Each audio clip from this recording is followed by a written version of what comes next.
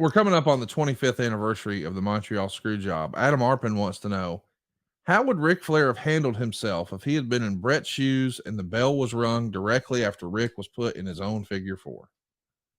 I'd have been pissed. Yeah. I would have been very upset. You think you would have handled it the same way Brett did, or would you have handled it differently? Or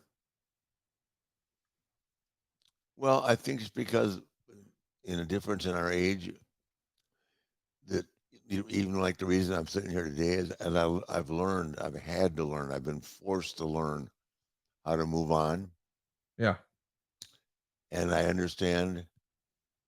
I never even. I just was with Brett. Brett actually came out to Kid Rocks that night.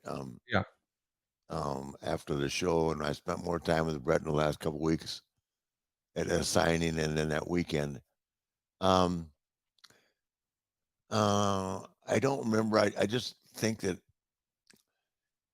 you can carry that that burden on your back for so long, and then all of a sudden, I think it just becomes something that you just have to let go of it. I certainly understand um, why he was mad. I don't know the exact circumstances, but I, I think that they wanted him to. I can't imagine Brett wanting to leave and go to Raw with the belt. Wasn't there another alternative that was offered? Well, yeah. I mean, ultimately, what they agreed on was some sort of a screw job. Shemaz finished. He was going to come out on Raw the next night and just forfeit the title. But we've often said, Oh, but see that's the same thing. He wanted to come out on Raw and forfeit it. yes, as I, opposed to, I understand why that couldn't happen.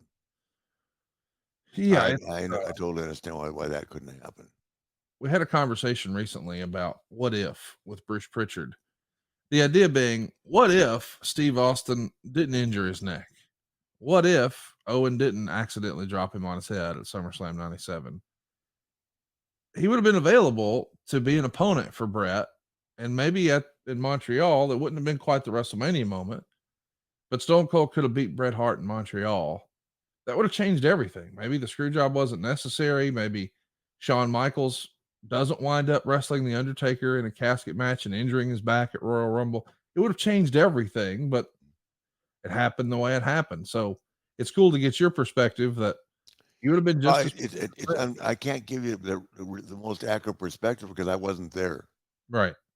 It's like the thing at the Madison Square Garden with the click and all that. I wasn't there, so I can't unless you're really there. You're going to hear so many different versions of what happens that it's it's like anything that's ever famous and or anything that is that goes against what the business says. It's always going to be that going to be critiqued and criticized, and at the same time, it goes on all the time. Just it's only when the big time players do it that it gets all the attention.